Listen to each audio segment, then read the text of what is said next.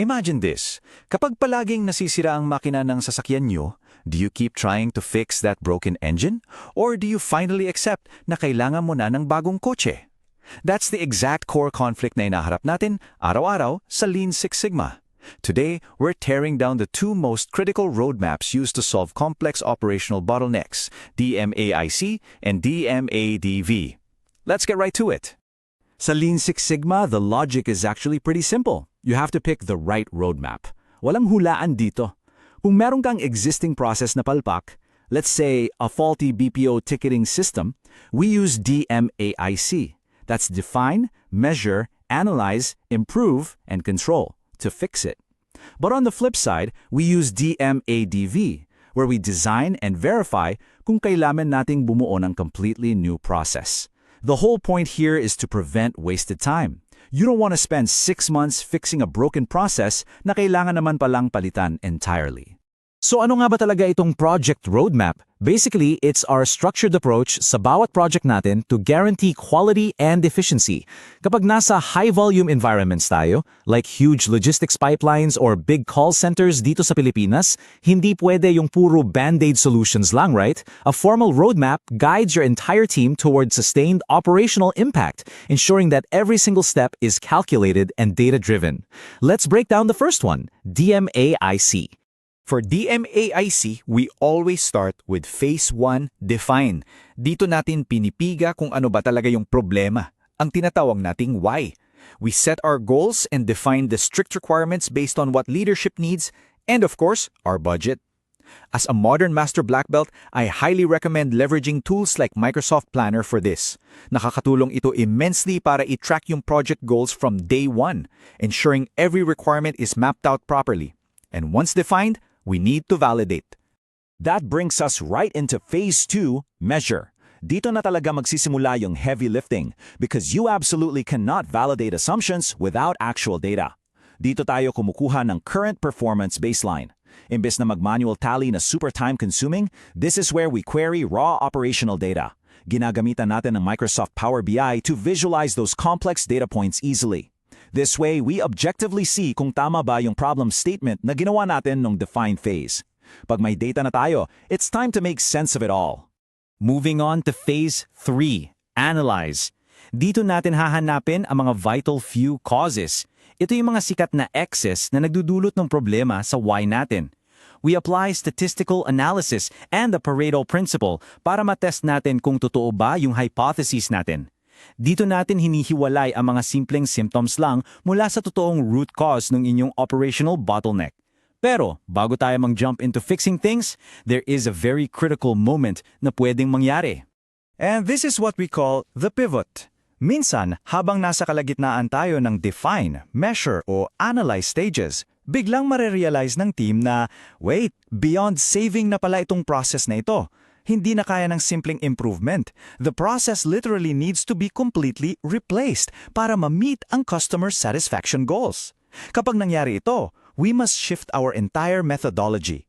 We pivot from DMAIC over to DMADV para mag-design ng bago. But assuming the process can still be saved, we move forward.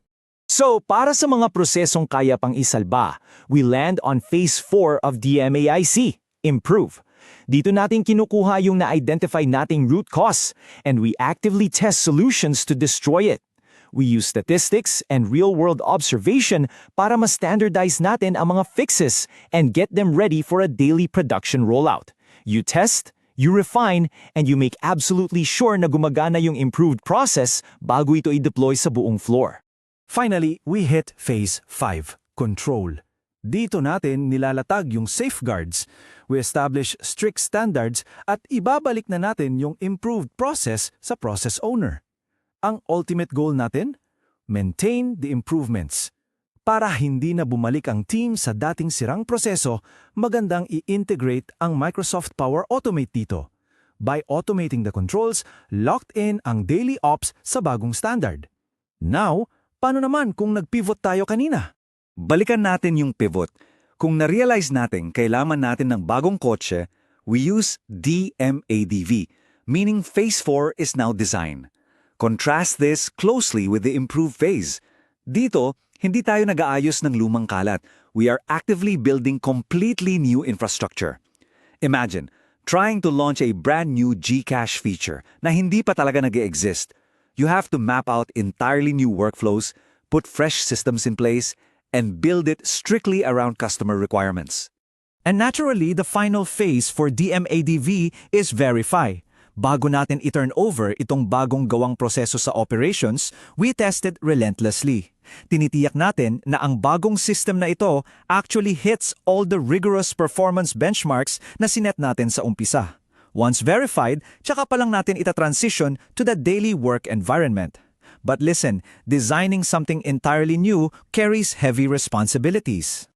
Kailangan din nating pag-usapan ang change management. Kapag nag-o-overhaul ka ng malalaking systems, the defined phase of DMADV becomes incredibly rigid. Hindi ko pwedeng basta-basta magpalit ng software infrastructure sa isang enterprise-level na kumpanya. You need strict documentation, robust compliance oversight, at kailangan mong mag-report sa isang committee. Change management ensures na kapag nag-deploy tayo ng bagang proseso, hindi natin aksidenteng sisirain ang ibang systems ng kumpanya. Okay, let's put this knowledge to the test. Let's try a practical scenario. Case Study 1. Isang clinic ang nag-decide na kailangan nila ng brand new smartphone app para makapag-book at mag-manage ng appointments ang mga pasyente nila. The app does not exist yet. Ano ang methodology na gagamitin mo? DMAIC para ayusin o DMADV para gumawa ng bago? Kung ang sagot mo ay DMADV, you hit the nail on the head. Dahil the product literally does not exist yet, we have to design and integrate it from scratch. Baka nga gawan pa natin ng bagong infrastructure ang clinic using tools like Microsoft Bookings as their new backbone. You're designing a new process, integrating it, and testing it thoroughly before rollout. Let's try another one. Scenario 2. Paano naman kung nagrereklamo ang mga pasyente na sobrang hirap daw kumuha ng appointment gamit ang current system ng clinic and records are super confusing? Take note, may existing process na pero highly defective. What roadmap do we take here? DMIC or DMADV? The answer here is DMAIC. Always remember this golden rule sa Lean Six Sigma. We start with DMAIC for existing processes. Pero ito yung sinasabi nating point where you might pivot. Habang nag-a-analyze kayo ng system, baka ma-realize nyo na the current vendor software is just terrible and completely unfixable. If a total replacement is necessary, that's the only time you switch to DMADV. Alright, one last scenario. For our final case study, silipin naman natin ang manufacturing at logistics. Let's say, isang local packaging company, supplier sila ng mga delivery boxes for Jollibee, is not happy with the profit margins sa small-sized delivery boxes nila. The goal is unmet, but the exact problem isn't known yet. Ano sa tingin nyo ang gagamitin? DMAIC or DMADV? This is a classic DMAIC case. Ang ganda nitong example because the specific problem isn't even fully defined yet. We just know that expectations and profit goals aren't being met. Leadership and your Six Sigma experts will use the DMAIC roadmap exactly to define the issue, measure the current production line, analyze the true root cause ng lost margins, and implement those crucial fixes. Ang pinaka-crucial na takeaway dito is applicability. I want you to look at your current operational bottlenecks right now sa trabaho nyo. Based sa mga napag-usapan natin, ask yourself, are you wasting precious time trying to fix a broken engine gamit ang DMAIC? When maybe it's actually time to build a brand new car, gamit ang DMADV? Piliin ng tama ang roadmap, and you'll drive your team directly towards sustained, measurable success.